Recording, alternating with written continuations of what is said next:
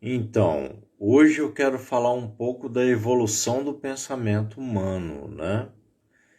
Começando de quando os primeiros encarnados como homens, seres humanos, né? Falando desse elo invisível que ocorreu entre os animais e os seres humanos, e como esse elo invisível ele está ligado à semimaterialidade e à imaterialidade, passando pela teoria polivagal, entendeu? Onde a gente vai falar dos homens arcaicos, né? Dos seres que, de certa forma, eles evoluem adquirindo propriedades próprias da própria matéria, do próprio princípio material. Ele vai evoluindo com um princípio inteligente, e o princípio inteligente ele vai moldando essa imaterialidade, ela vai moldando esse princípio material, entendeu? Então, conforme narra a teoria polivagal, pelo menos que eu estudei, havia tipo peixes, né? Eram seres dotados que começaram a sair do protoplasma e em germes fustigaram todo o oceano, formando as algas, os vegetais. Mas depois dos vegetais, os primeiros animais, eles se deram na forma de peixes invertebrados, entendeu? Então ali começou-se a nascer os primeiros intestinos, os primeiros movimentos de um sistema parasimpático dorsal, entendeu? E isso contribui para a fenomenologia do SE, entendeu? E eu sou um estudioso disso, entendeu? E eu aplico isso, né? Então, a partir daí, esses seres começaram a se alimentar nos fundos do oceano, nas caldeiras do oceano, porque eram águas quentes, né? Térmicas, né? E eles começaram a evoluir até chegar aos répteis. Nos répteis, quando eles começam a aparecer aquelas perninhas, aqueles bracinhos, já nos peixes, significa a formação de um sistema parasimpático, de um sistema simpático. Então, temos aí o parasimpático dorsal e o simpático, né? Simpático músculo esquelético, entendeu? E daí foi a formação, né? A partir dessa formação, houve desses répteis e tudo mais, houve um amadurecimento muito grande, passou pelos dinossauros, até chegar aos mamíferos, entendeu? Nos mamíferos, a gente desenvolve o cérebro límbico, as amígdalas cerebrais, a pineal, entendeu? A pineal ela vem depois, né? No caso, a hipófise, entendeu? Então as emoções primitivas, as emoções primárias, elas começam a surgir nos mamíferos, né? Então os mamíferos eles têm uma perfeita adaptação com o sistema, com o mundo, entendeu? Por isso que ele é tão cobiçado pela teoria naturalista de Peter Levine, de Steven Porges, entendeu? Porque eles têm um desenvolvimento de descarga autonômica, simpático, ventral e dorsal, de forma que eles se ajustam à natureza, entendeu? Eles se ajustam ao naturalismo, à natureza, entendeu? Então, propriamente o SE, ele vai lidar com propriedades do naturalismo, entendeu? Não é nem do iluminismo, é do naturalismo, de que tudo tem uma causa natural. Ou seja, o naturalismo, ele vai atuar com a propriedade de que tudo tem uma causa natural, certo? Então, por exemplo, a evolução do pensamento humano, ela começa desde lá dos seres primitivos, dos homens das cavernas, aquelas pictografias, né? Até o homem pensasse e imaginasse como uma árvore, como um ser vegetal, copiando-se os elementos do ser vegetal, e aí vai se evoluindo o naturalismo dos vegetais como cópia do ser humano, entendeu? E o ser humano vai copiando a performance vegetal, trazendo essa antropomorfia para a divindade, entendeu? Então era natural que o ser humano tivesse esse resquício de pensamento. Hoje nós demos um salto, entendeu? Hoje são os animais, né? Oficialmente são os animais. Então a gente copia a performance dos animais, procura copiar, e já em metodologias como eu estudei no psicotrauma, existem ciências que buscam nas tradições e em Carl Gustav Jung, em outros pensadores, uma cópia para explicar esse cérebro racional, entendeu? Esse cérebro esse neocórtex e esse córtex superior, entendeu? E ele vai explicar de tal forma que ele se adapte à teoria naturalista de Peter Levine e de Stephen Porges, entendeu? A teoria polivagal e a teoria naturalista de Peter Levine, certo?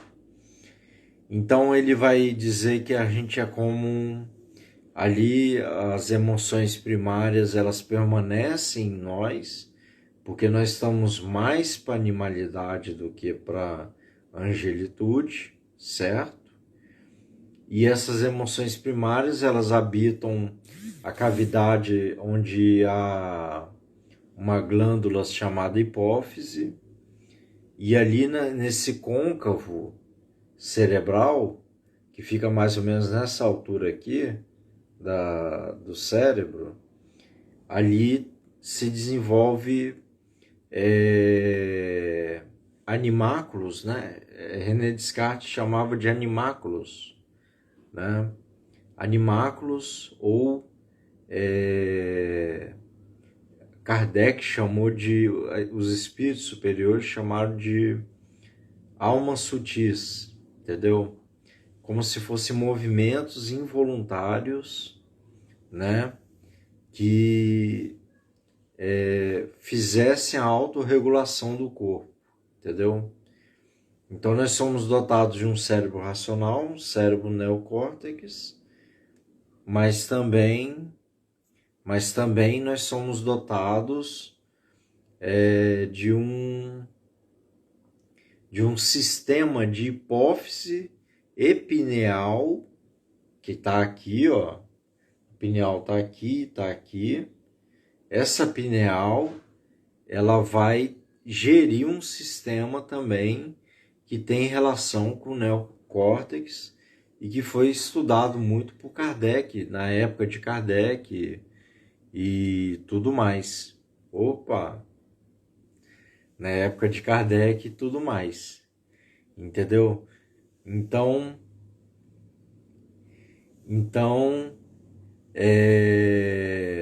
natural é que os sistemas eles vão se adaptando, entendeu? Então nós nos adaptamos e nós não temos que imitar os animais, entendeu? Logicamente nós não temos que imitar os animais. Olá, eu sou do Brasil. Brasil, nós não temos que imitar os animais, entendeu?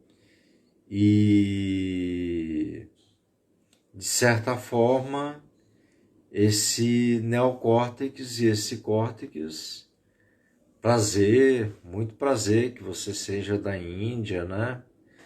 Então eu estou disponibilizando aqui no meu canal do Instagram conhecimento descomplicado. É uma marca que eu criei que se chama Conhecimento Descomplicado, entendeu? Então tem livros, tem tudo. Você pode adquirir o e-book se você quiser. É só entrar no link da minha bio que você vai adquirir os e-books, entendeu? Tem uma escrita, tudo sobre isso que eu falo aqui, entendeu?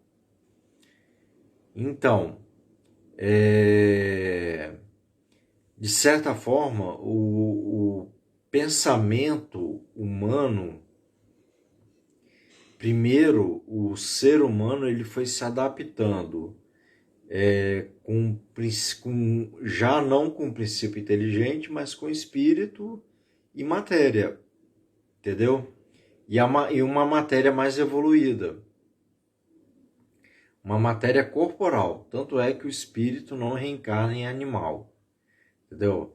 Essa teoria de que o espírito vai reencarnar como animal, isso aí é de uma tradição, a nova tradição budista tibetana, que é algo arcaico, que era cultura da Índia, de outras regiões do orbe, mas que foi, de certa forma, preservada pelos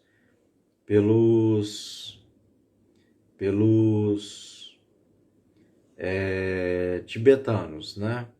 E os tibetanos, eles preservaram a cultura de que o ser humano, ele, dependendo do comportamento dele, ele vai involuir, né? Involuir espiritualmente. Mas isso é impossível, pelo menos para a codificação espírita, né?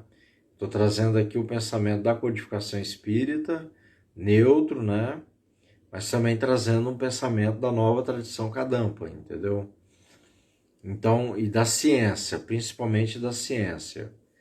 Então, esse pensamento de involução, isso é contraditório, é muito contraditório, porque como uma consciência já formada e aflorescida no ser humano, ela pode evoluir para algo que é fragmentado nos animais, entendeu?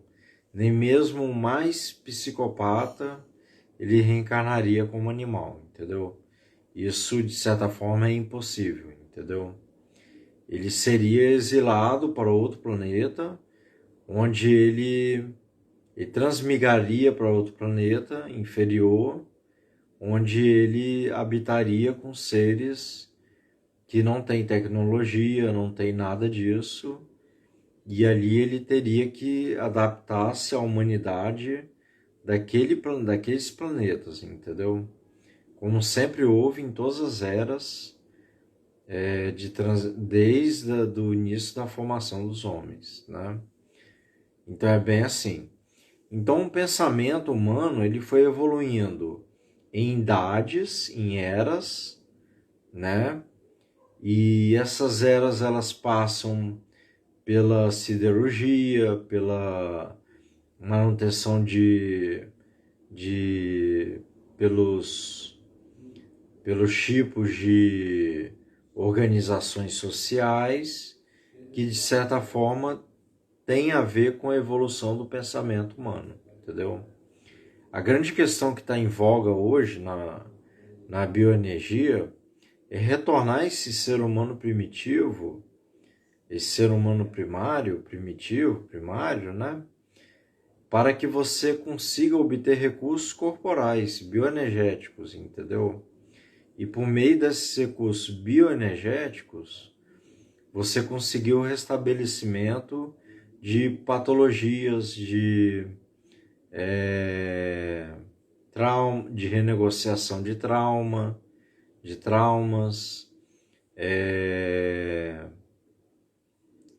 de várias outras coisas, a renegociação de traumas, recuperação de síndromes, que dentro do SE é chamado de síndromes, na cultura chinesa é chamado de síndromes também, entendeu? Então tem um parecimento mais uma nomenclatura parecida entre a medicina tradicional chinesa, a medicina clássica chinesa, a medicina tradicional chinesa e a experiência somática, entendeu? Então há uma aproximação de nomenclaturas ali, entendeu? Eles vão trabalhar com síndromes, enquanto aqui no Ocidente, tanto da América do Norte quanto da América do Sul, da Europa, eles vão chamar de psicopatologias, entendeu? Então essas psicopatologias, elas vão variar desde uma ansiedade que pode ser aguda ou crônica, entendeu? Passando pela depressão, que pode ser aguda ou crônica, pode ser uma tristeza, uma simples tristeza. E a tristeza é um movimento começa no campo emocional, que deforma, começa na mente, passa pelo campo emocional e vai para o corpo físico, entendeu?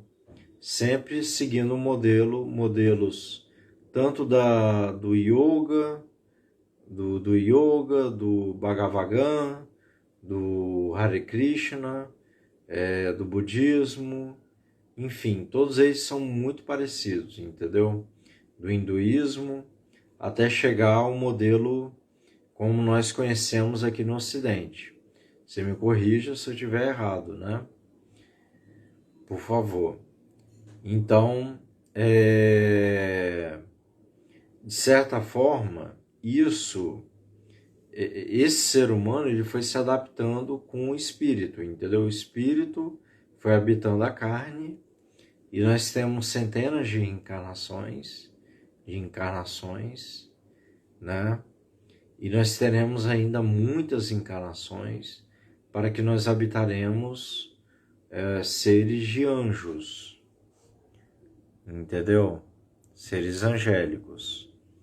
Para que nós habitemos seres angélicos, nós estamos ainda como animais, entendeu? Entre os animais e os homens, entendeu? Nós somos como se fossem animais partindo para o reino nominal, em analogia ao reino nominal partindo para o reino angélico, entendeu? Então nós temos ainda muitos séculos e milênios ainda para mas isso é em cadeia exponencial, entendeu? Então nós evoluímos em cadeia exponencial. A cada passo que damos, nós podemos evoluir cada vez mais, né? E com a vinda dos avatares, do Cristo, de Krishna, de Arjuna, né? Desses seres avatares que permearam todo mundo, né? E que na codificação espírita ela é tida como o Cristo e os emissários do Cristo, né? Esse pensamento, a evolução do pensamento, ela foi ocorrendo. Mas ela ocorreu de forma muito árdua, entendeu?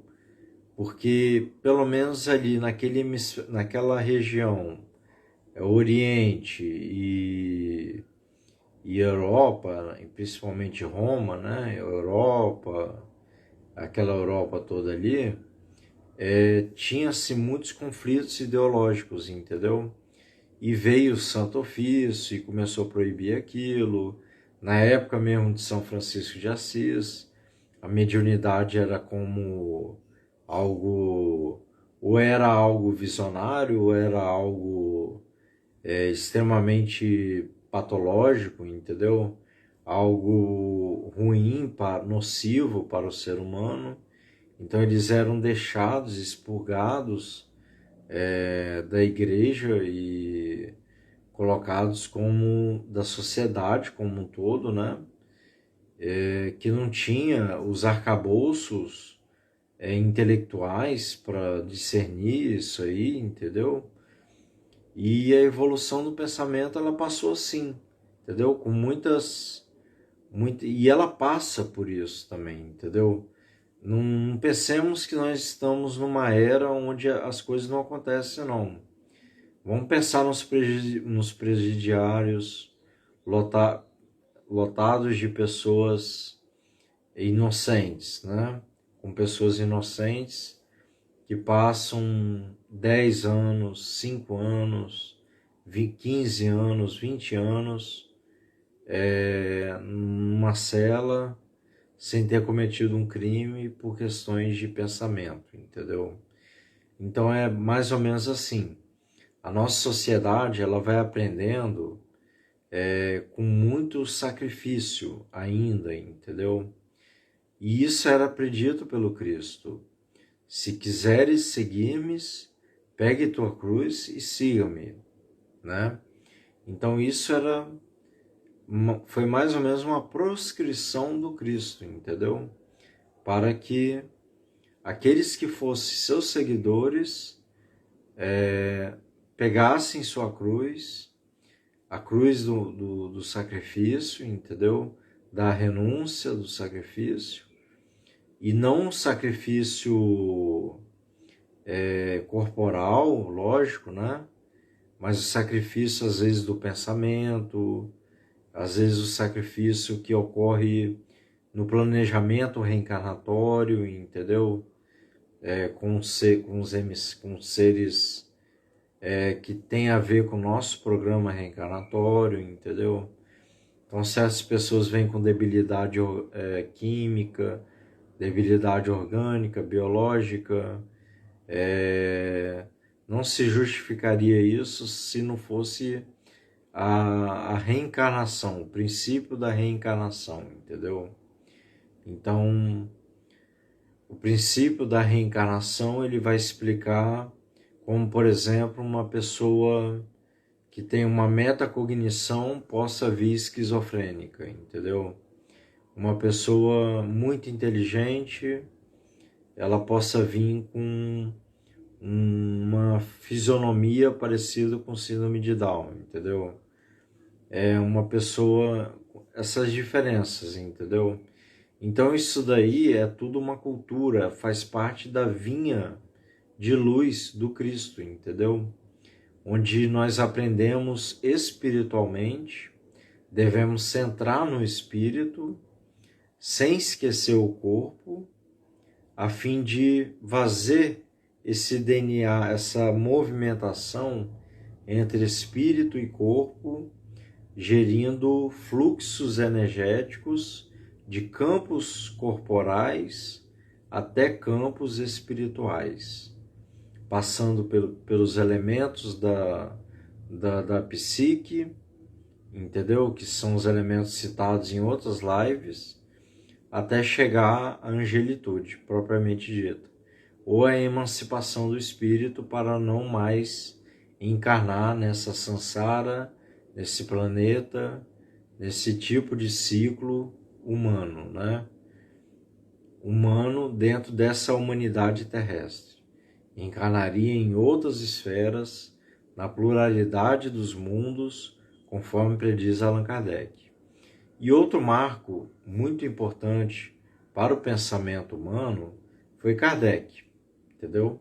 Kardec, a codificação espírita, ela faz um marco para a humanidade, entendeu? A codificação espírita, que ganhou muito espaço aqui no Brasil, mas que também tem federativos em todo o mundo, entendeu? Então ela é um grande marco, né? Porque o século XIX ele foi pipocado de fenômenos de efeitos físicos, cadeiras girantes, e Kardec ele apenas entrou como um codificador, entendeu? Ele era pedagogo, formado na escola de Pestalozzi, e Pestalozzi era um missionário do amor pedagógico, entendeu? Alguém muito educativo, entendeu? Muito esclarecedor e muito amoroso, vivia do coração, entendeu? E da mente também, né? Fazendo a pedagogia do amor, né? E da compaixão. Então Kardec ele se apropriou desses conhecimentos, dessa convivência com Pestalozzi, e ele se tornou um pedagogo muito promissor. Tanto é que ele era muito promissor, né, lá na França, né? Então ele já tinha todo o conhecimento das tradições, da teologia.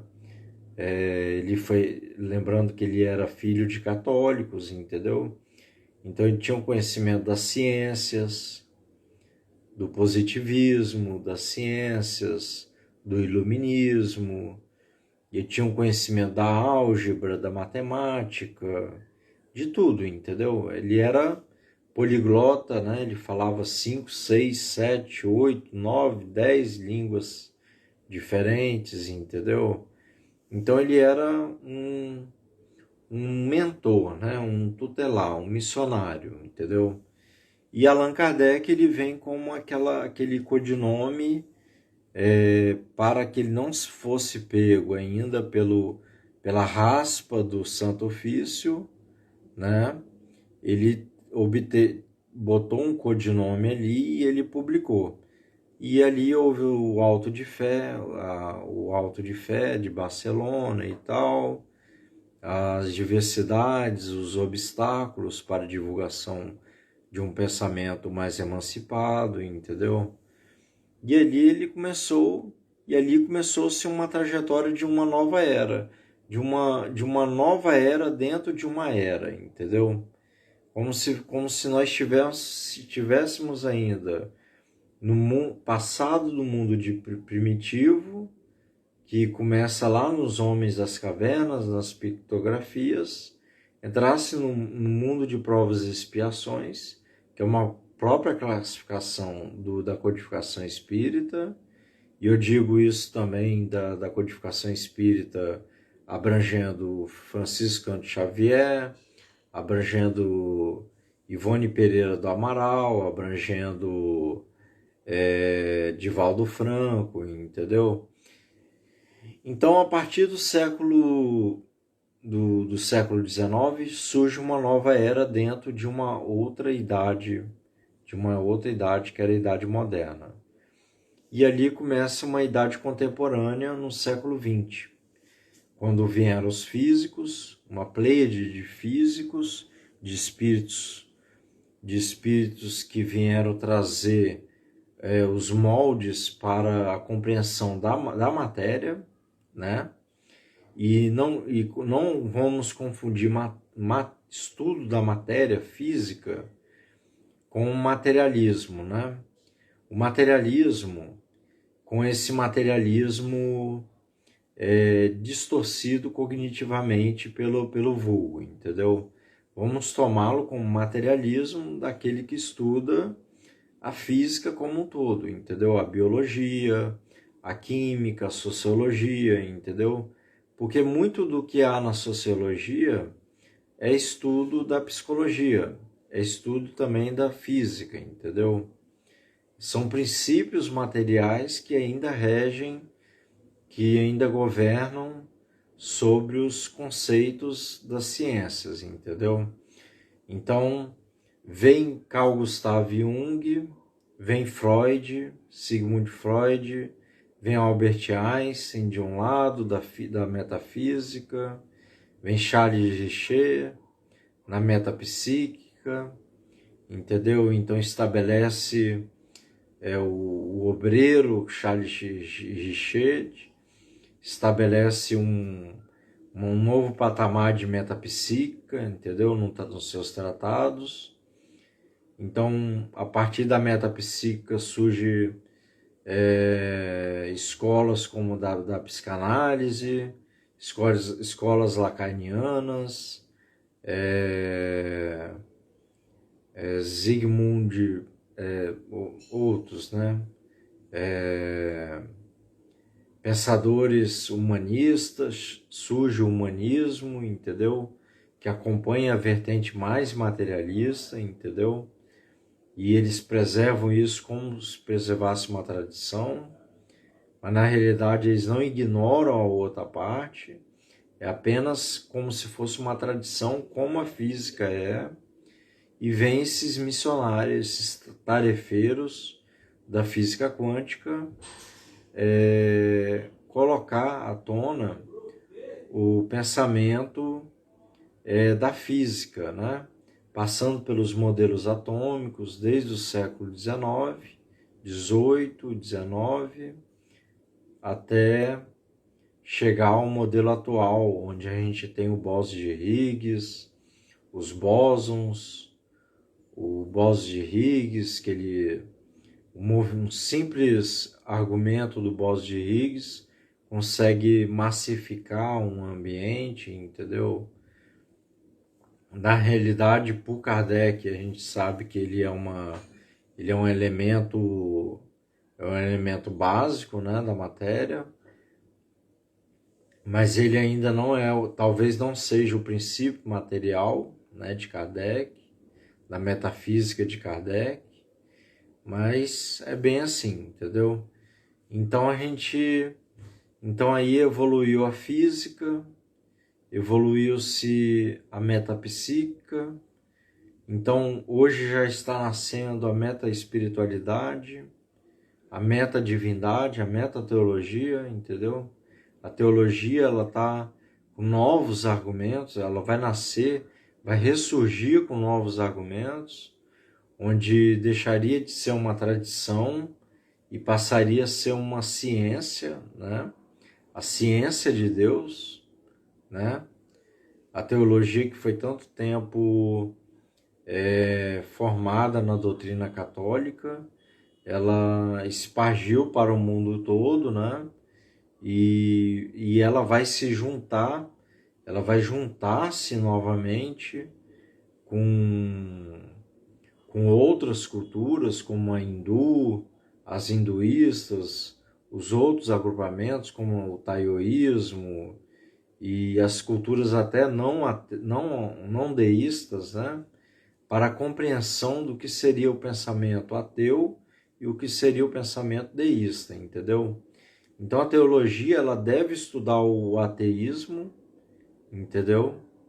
Ela deve estudar o ateísmo, e o ateísmo ele deve estudar a teologia para compreender o pensamento humano e fazer uma sincronia, entendeu? Como se fosse um quebra-cabeça do pensamento. Então aí a gente formaria uma nova categoria de pensadores, entendeu? Que é a escola que eu criei, o conhecimento descomplicado, entendeu? É tipo uma enciclopédia, é tipo uma escola onde eu sou o CIO, né? E a escola de analista de pensamentos, entendeu? Então nessa escola a gente analisa tudo, entendeu? A gente vai analisar tudo, desde da meta-divindade até a metafísica e as partículas subatômicas, o que está na codificação espírita de forma neutra, entendeu? Desde Kardec até Divaldo Pereira Franco.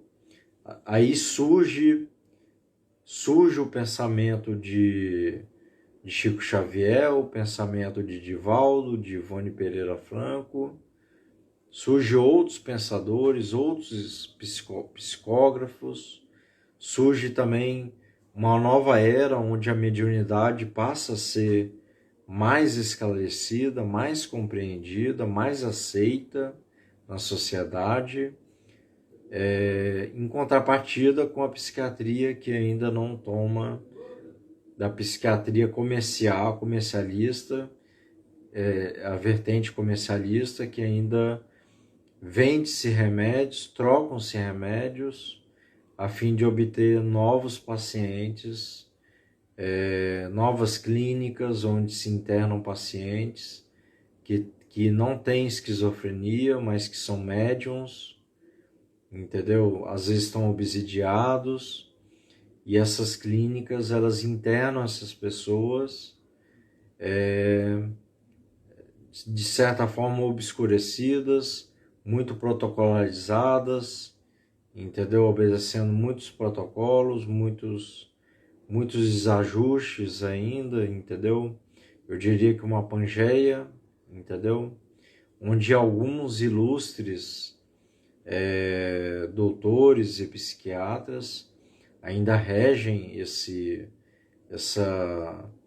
velho mundo, né? Para que nós possamos adentrar, juntar as ferramentas e adentrar numa nova era, entendeu? Preparar caminho para uma nova idade, entendeu? Hoje nós estamos na idade contemporânea. Joana de Anjos vai falar, e eu não quero ser repetitivo aqui, mas ela vai falar que nós temos um futuro muito promissor, onde futuramente a metafísica estará consolidada, o estudo da matéria estará consolidado, mas cada vez mais ardente. A metapsíquica, ela não estará na mão de políticos, entendeu? Dos atuais políticos, mas de uma nova política, entendeu? Uma política mais adaptada ao pensamento, às questões de pensamento, às ordens de pensamento, a justiça não com tantas falhas, entendeu? Um novo mundo, entendeu? Como foi Pedro Álvares Cabral, Cristóvão Colombo, optaram por pegar o modelo de Galileu, onde a Terra era redonda e não havia heliocentrismo, entendeu? Onde o Sol era o centro da Terra, entendeu? E esse Sol, ele girava em torno de outras galáxias e tudo mais, como houve essa expansão de conhecimento aqui, entendeu? Então, uma forma de se pensar na evolução do pensamento humano é pensar que nós estamos ainda, segundo a codificação espírita, nós estamos ainda numa transição de mundo de provas e expiações para um mundo de regeneração. Mas essa transição, esse mundo de regeneração, é um outro evo da humanidade, entendeu? Se esse mundo ele tem contabilidade de bilhões de anos, né? Nós temos aí novas eras, né? Até chegar ao mundo ditoso, né? Então, no mundo ditoso, nós já não estaríamos encarnados, nós seríamos quintessências que povoam o perisperma universal, o perisperma da criação e a imaterialidade, com maior parte na imaterialidade, que é o que realmente comanda, entendeu? A imaterialidade, o pensamento da imaterialidade comanda, entendeu? Por isso que o bóson de Higgs, eu considero, na minha opinião, a partícula de Deus, porque ela traz o princípio material, ela traz a possibilidade de um princípio material ou um princípio inteligente como algo imaterial, entendeu? Então, se tem um princípio material, também tem um princípio inteligente. E esse princípio inteligente, ele rege nuclearmente ou, marginalmente o modelo atômico, entendeu? Então ele rege de forma que ele dá massa ao modelo atômico, entendeu? Porque o que dá massa é aquilo que é imaterial. O que dá a matéria, o que forma a matéria, é sempre o mundo imaterial.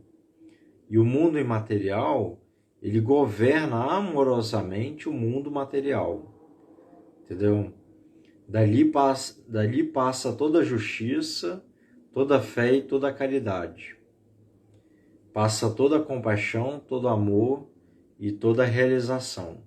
Do mundo imaterial, nós temos hoje a possibilidade de estar de acordo com o meu pensamento, abstraindo aqui meus pensamentos, de que se torne uma realidade, uma realização, e eu estou trabalhando para isso, se torne uma realização onde os núcleos imateriais eles seriam concebidos pela física, pela psicologia, pela divindade, né? Sendo como divindade, princípios divinos, né? Princípios divinos, que são revelados volta e meia por esses espíritos de escola, os espíritos quintessenciados, mais quintessenciados, que vêm a cada séculos, né? E que, de acordo com os estudos evangélicos e desde a Torá até os Vedas, eles já são previstos como princípios nucleares do Evangelho, princípios espargidos pelo mundo todo, conforme narra o Espírito Emmanuel pelas mãos de Franciscano Xavier, são princípios evangélicos para a formação de uma humanidade, porque quem governa espiritualmente esse mundo é Jesus Cristo, entendeu?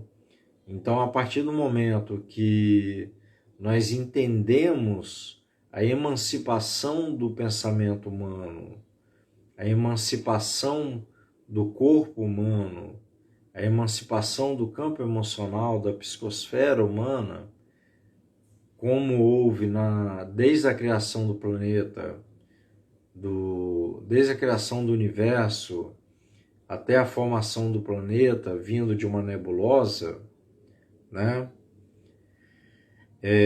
Os princípios orgânicos, com a Pangeia que tinha aqui, com as tempestades que tinham no planeta Terra, esse Cristo ele age dessa forma, fazendo os milagres dele, entre aspas, né? Os milagres, para que tudo se dê certo, entendeu? E eu prevejo aqui uma manifestação muito atualíssima, contemporânea, de muita caridade, entendeu? Mesmo que seja uma caridade de muitas obras caridosas, entendeu?